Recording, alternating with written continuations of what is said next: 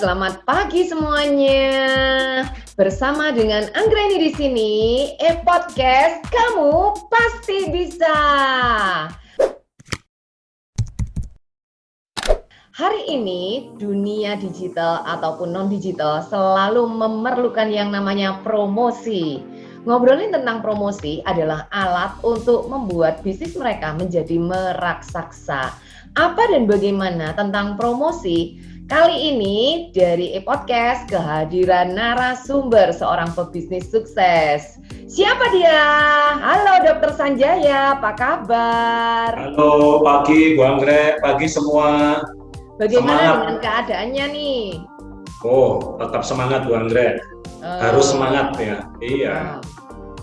Pandemi Mumpung COVID-19 gimana nih Dok? Ya masih rame nih Bu, pastilah meningkat terus masih gitu. Kebetulan saya di Samarinda, baik. Pokoknya 3M-nya itu lobang semua ya, masker banyak yang nggak pakai, jaga jarak juga. Orang masih sering cipika-cipiki. Wow. Ya, kemarin makan di kafe itu ada yang ulang tahun 100 orang lebih di kafe gitu. Wah, berarti memang masih berkerumun juga ya. Iya. Meskipun ada vaksin, tapi kondisinya masih tetap harus 3M ya Dok ya? Iya, itu yang masyarakat kita, ini belum vaksin ini Bu Anggrek. Mereka belum vaksin aja, mereka sudah capek gitu ya mungkin ya. Sudah capek di rumah terus gitu ya. Capek menjaga jarak gitu ya. Ya udah langsung mereka, apalagi nanti kalau ada vaksin. Iya. Yang kita takutkan mereka tambah mengabaikan, tambah meremehkan gitu. Iya. Oke, kali ini kita mau bincang-bincang ya Dok ya tentang masalah promosi. Nah, promosi itu adalah satu alat yang membuat sebuah usaha ini bisa maju dan berkembang. Makanya advertising hari ini kan bukan hanya pada perusahaan-perusahaan yang offline, tapi juga perusahaan-perusahaan yang online. Boleh nih Dok diceritakan, emang yang namanya perusahaan itu sangat penting ya untuk melakukan promosi? Ya, kalau menurut hemat saya sih sangat penting Bang, karena sekarang ini dengan banyaknya informasi yang masuk ya, informasi yang masuk itu membuat konsumen itu bingung. Konsumen bingung, kasihan mereka memilih yang terbaik itu dari yang terbaik bagaimana. Belum lagi kompetitor lama dan baru itu muncul terus ya. Persaingan semakin ketat, maka perusahaan harus memutar otak bagaimana mereka melakukan promosi dengan baik. Ya, tujuannya harus terjadi win-win antara perusahaan sama konsumen itu. Dan saat ini sangat-sangat perlu. Iya. Meskipun di tengah pandemi COVID-19 banyak perusahaan yang tiarap, tapi tidak sedikit juga ya perusahaan-perusahaan itu yang baru-baru ya untuk mencoba ya meraih market share ataupun pasar yang hari ini jadi lebih variatif tentunya dengan hadirnya anak-anak milenial. Ya, itu sekarang pasar yang Ya, kalau tentang promosi sendiri ini, promosi itu kira-kira apa aja ya jenis-jenis daripada promosi itu sendiri ya Dok ya? Jenisnya promosi itu kan ada yang lewat mail order ya, lewat medsos ya. Biasanya ada yang telemarketing via telepon. Nah, bahkan kalau di mall kan ada yang dipasang iklan-iklan spanduk, diskon 50%, diskon 70%. Intinya promosi ini seperti digunakan sebagai alat komunikasi dari pengusaha ke konsumen. Ya, dengan mencakup semua kegiatan yang pengusaha ini berusaha menyadarkan pelanggan untuk membeli produk atau layanan yang disediakan. Jadi ini loh murah, ini diskon 50%. Nah ini, wah ini stoknya terbatas. Nah biasanya seperti itu Bang. Iya. Jadi ceritanya promosi ini ada di mana-mana ya untuk menarik.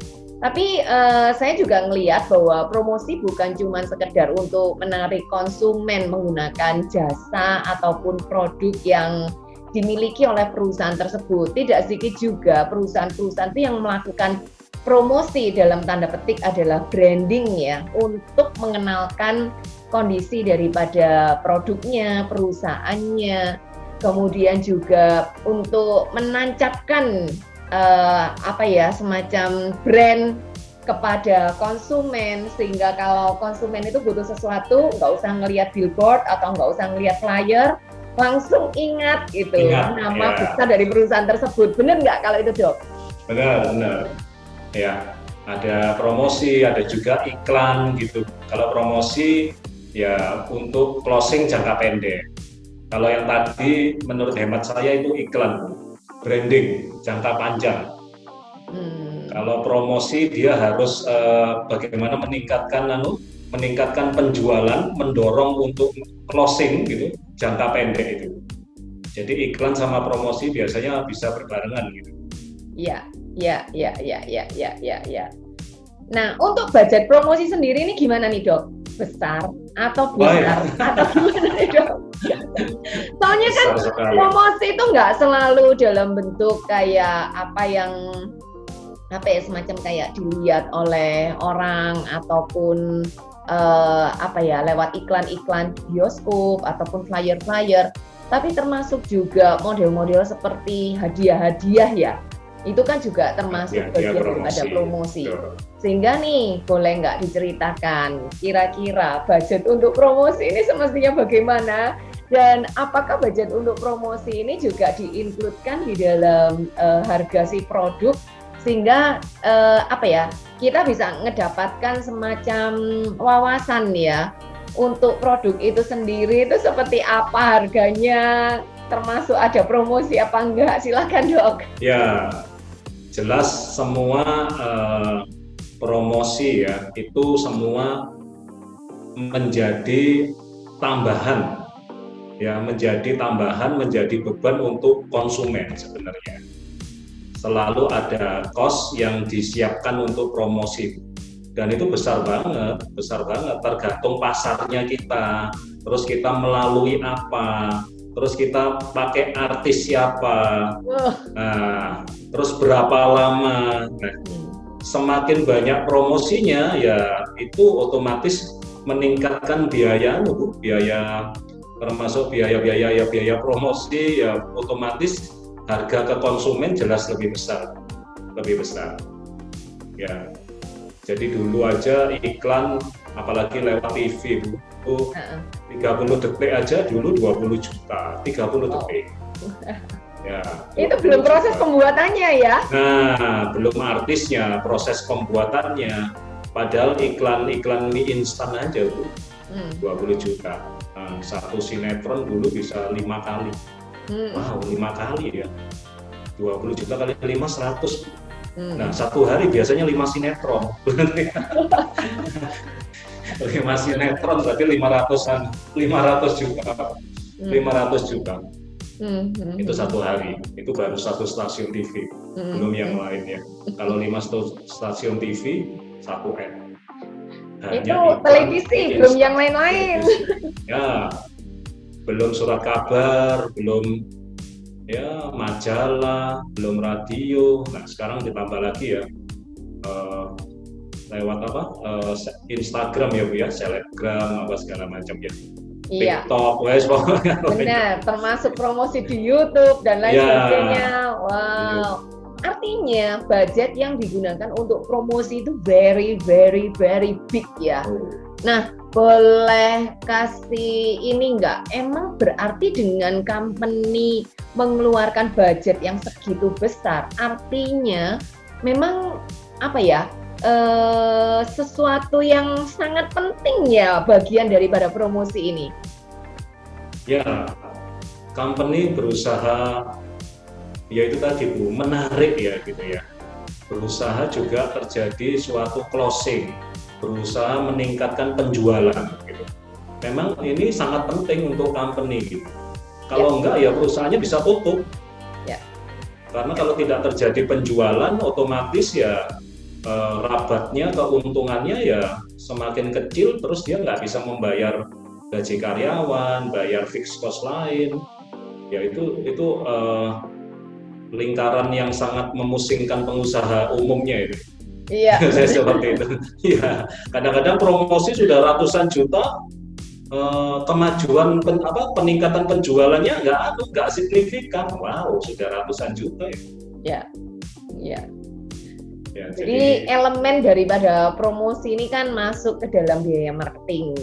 Dan biaya marketing itu sendiri juga bukanlah sesuatu yang kecil. Makanya perusahaan-perusahaan besar sekelas mie instan itu pun juga masih melakukan promosi sampai hari ini. Karena salah satunya adalah kompetitor ya yang jadi problem ya, supaya mereka bisa tetap eksis ya di dunia permian misalkan, atau di dunia ya industri di mana mereka main ya. Apalagi kalau pendatang baru. Dia kepingin bagaimana masyarakat mengenal gitu. Nah, bagaimana mengenal ya harus promosi, harus berusaha merebut hati masyarakat gitu. Itu biayanya luar biasa.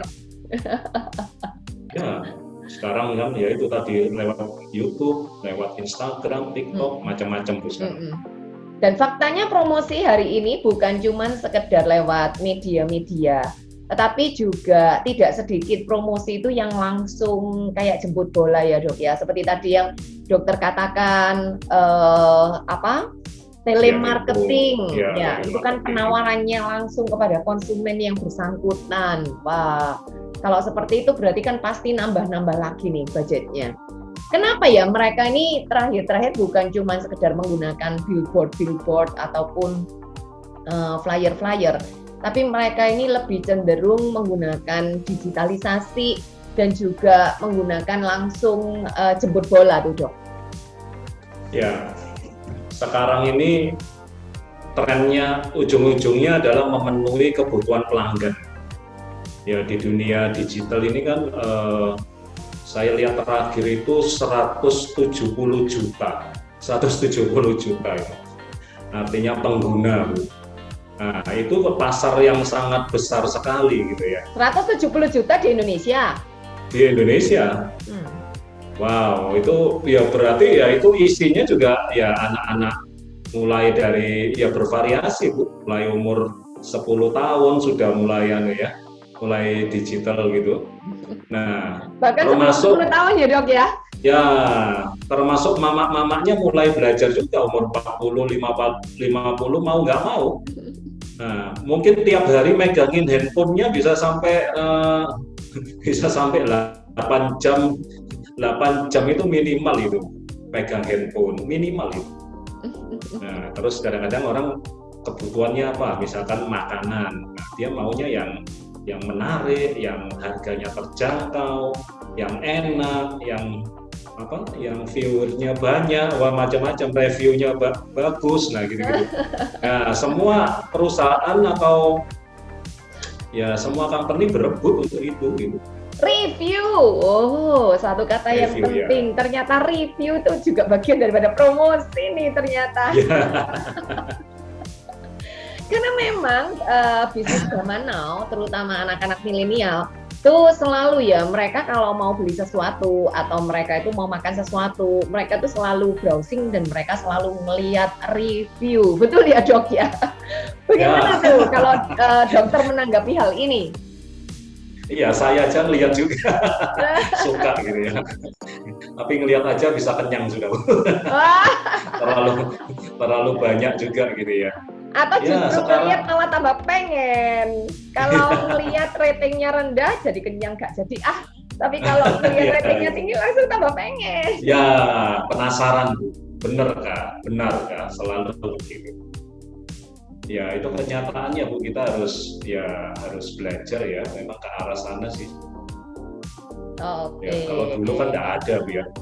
Ada rumah makan di Samarinda ini awalnya nggak mau ngikutin GoFood nggak mau gitu ya. Aku nggak bisa. Nah, lama-lama dia ketinggalan gitu. Akhirnya mau nggak mau. Iya. Yang punya rumah makan lulusan SD, mau nggak mau, aku nggak bisa. Akhirnya otaknya mikir, tambah sepi. Uang sewanya tambah tinggi kan. Nah, bagaimana mikir, oh ternyata keponakannya milenial, nah itu. Jadi pakai milenial itu terus akhirnya rumah makannya didaftarkan ke Gov. Simpelnya seperti itu. Jadi kalau kita nggak ngikutin ya ketinggalan zaman. Iya, oh. Memang perubahan daripada periklanan ini dari zaman ke zaman ini terjadi perubahan, dan yang terakhir dengan menggunakan digitalisasi akhirnya bukan cuma menjangkau orang-orang yang ada di sekelilingnya saja, tetapi juga bisa menjangkau yang lebih luas dan lebih luas lagi. Ya. Karena memang yang terakhir-terakhir ini kalau ngobrolin tentang makanan, nggak cuma sekedar di daerah itu ya, tapi bisa sampai dikirim ke luar kota, dikirim ke luar pulau gitu, meskipun itu adalah makanan yang ya bisa bertahan sekitar 2, 3, 4 hari itu ya, 1 hari nyampe itu ada loh ya, kayak gitu ya Dok ya. Iya, semua berlomba Bu, semua kepingin meningkatkan penghasilan ya. Jadi apa yang bisa dilakukan dan memang harus dilakukan ya harus, ya mau nggak mau harus belajar gitu. Iya. Ya. Harus mau menjalankan prosesnya, harus ikhlas, harus belajar menyukai gitu. Oke. Berprofesi sebagai seorang dokter nih, ini yang pasti sebelum-sebelumnya kan juga pernah melakukan iklan-iklan ya untuk usahanya, betul ya Dok ya? Iya. Tetapi hari ini Dr. Sanjaya yang juga menjadi seorang entrepreneur yang sangat sukses di HDI, itu apakah promosi itu juga ngefek ya Dok ya? Boleh nggak kami ini kayak diceritakan tentang efek daripada promosi itu kalau di bisnisnya dokter saat ini? Ya promosi tetap kita lakukan ya, tetap kita lakukan. Saya pun belajar ya.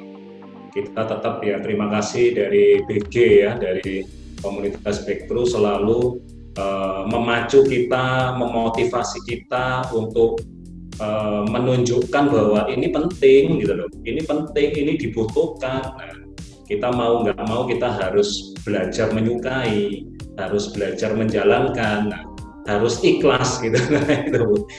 Jadi memang promosi penting gitu ya. Tapi saya juga selain itu ya saya tetap belajar terus Bu. Nah, tapi yang saya lakukan edifikasi Bu, yang masih ya. Saya lakukan edifikasi. I see. Berarti kalau di dalam industri network marketing ini promosi identik dengan yang namanya istilah edifikasi. Begitu Kak Dok? Ya, jadi promosi ini sedikit berbeda Bu ya. Kalau promosi, kalau edifikasi ini kita itu memberikan informasi dengan hati. Ada tanda garis bawahnya dengan hati, sesuatu yang bermanfaat untuk mereka. Nah, sehingga mereka itu tertarik gitu. Itu seninya di situ. Tertarik, respect dengan apa yang kita edifikasi gitu. Jadi kebetulan saya dokter ya. Kita kalau dengar kata promosi ada yang konotasi, ada yang baik, ada yang tidak baik gitu. Nah, dokter pun ya sama di High Desert ya, bahwa kita bukan jualan nomor 1, bukan promosi nomor 1. Kita melayani dulu gitu. Kita menolong orang dulu gitu. Jualan itu nomor 2, nomor 3 gitu. Itu yang saya pahami tentang edifikasi. Bahwa edifikasi adalah memberikan informasi dengan hati gitu. Ini bermanfaat, kita mau nolong mereka gitu. Itu sih Bu. Oke. Di HDI artinya edifikasi inilah yang juga menggerakkan bisnis dokter ya. Ya, itu penting Bu, sangat penting. Nah, jadi kalau begitu apa aja ya yang harus diedifikasi ya kalau di HDI ini ya? Ya, konteksnya adalah kita mau jadi pengusaha high desert ya. Ya jelas kita harus edifikasi. Bukan jualan ya Dok ya? Karena bukan kalau jualan. Katanya jualan. Ya, jadi dokter itu paling anti kalau ngomong dokter jualan obat, no. Dokter, aku ini sekolahnya lama-lama, kita melayani. Itu yang saya pegang gitu. Jadi di High Desert pun sama gitu loh. Kita edifikasi perusahaan gitu. Ini loh sudah 30 tahun High Desert ini gitu. Ya, investasinya udah triliunan, kredibel gitu. Siapin dokternya, dia melayani gitu. Karyawannya bisa 1.000 lebih ke seluruh Indonesia. Nah, kita edifikasi dari perusahaan. Dari produknya juga, ini loh viral, penelitiannya loh terus ada gitu. Nah, jadi sesuatu yang kita pelajarin, sesuatu yang kita selidikin, sampai kita yakini gitu loh bahwa ini bermanfaat, tinggal kita nyampaikan aja. Contoh. Kalau kan tadi dokter ngomong edifikasi perusahaannya, kemudian edifikasi produknya. Contoh nih, kalau dokter edifikasi produk sebelum dilanjutkan edifikasi yang lain, boleh kasih contoh nggak dok? Kalau edifikasi produk itu seperti apa? Ya kita ngomong bahwa misalkan sama Bu Anggrek itu, gimana kabar ya, ice breaking biasa ya. Ya kita ngomong bahwa COVID ini gimana kabar, apa kita cari dulu kebutuhannya. Kalau ada kebutuhan ya, oh ya ini aku sering sakit, aku sering capek, atau resiko tinggi sering keluar gitu ya. Nah sering keluar terus safety-nya apa gitu. Nah kita cerita, kita berbagi pengalaman. Kalau saya, keluarga saya ya di High Desert. Kenapa di High Desert gitu? Nah, kenapa produknya kok memilih High Desert gitu? Karena produk kita alami dan ilmiah gitu. Jadi untuk kita meneliti bahwa ini alami, saya dulu perlu waktu 5 tahun gitu. Yang alami, ilmiah juga sampai sekarang pun company bukan cuma jualan gitu, melakukan penelitian gitu. Itu biayanya besar, dan itu penelitian itu bukan kaleng-kaleng ya, artinya kita bukan kecap nomor 1, kita ini berdasarkan penelitian gitu loh. Nah kita tinggal membacakan penelitian gitu. Jadi intinya ada sesuatu yang bagus, ini ada penelitian berarti lebih paten, lebih efektif ya, kita tinggal kita sampaikan aja begitu. Dari segi produk, bisnis juga begitu. Bisnisnya High Desert sudah 30 tahun gitu loh. Ini bukan slogan-slogan, ini loh yang income-nya puluhan juta, ratusan juta, bahkan miliaran udah mulai banyak gitu loh. Udah banyak gitu. Kita nunggu apa lagi gitu loh. Ya sudah banyak, bahkan orang bilang dulu orang bilang lambat, sekarang 1 tahun bisa ratusan juta, wow. Itu luar biasa banget itu. Nah, jadi kita edifikasi, kita selidikin gitu loh. Dan ini bukan teori lagi gitu loh. Bukan teori yang ngawang-ngawang ya. Nah, ini kadang-kadang banyak dari kita itu kebanyakan informasi, kebanyakan ilmu sukses, teorinya itu akhirnya ngawang-ngawang. Ngawang-ngawang itu artinya ya nggak mantap gitu ya. Kita iya. Nah, bagaimana supaya teori itu bisa jadi kenyataan ya, satu-satunya ya kita harus aplikasi supaya teori jadi membumi gitu. Oh HD itu bagus, nah, bukan cuma bagus kalau kita aplikasi, bahwa HD itu bukan bagus lagi, tapi benar dan nyata gitu. Benar dan nyata, adanya. Iya. Wah, ini berarti dokter udah melakukan edifikasi untuk bisnisnya ya, kalimat-kalimat benar dan nyata ini. Ya, karena saya 15 tahun awalnya nggak serius Bu gitu loh. Saya juga punya kerinduan supaya teman-teman nggak mengulangi kesalahan saya, kebodohan saya gitu. 15 tahun, ya yakinnya ya setengah-setengah gitu loh. Cuman berandai-andai mau sukses, teori-teori yang ngawang-ngawang ya itu setengah-setengah. Sekarang saya sudah capek jadi penonton gitu. Nah, saya nggak mau teman-teman juga makanya nih itu. Sekarang nih udah kelihatan ya bintangnya sangat-sangat terang dalam kondisi pandemi COVID-19. Ya. Jadi nih dok, kalau tadi udah edifikasi tentang company profile-nya, kemudian edifikasi produknya, edifikasi bisnisnya, apalagi ya yang harus diedifikasi ya di dalam dokter ngejalankan bisnis di HDI?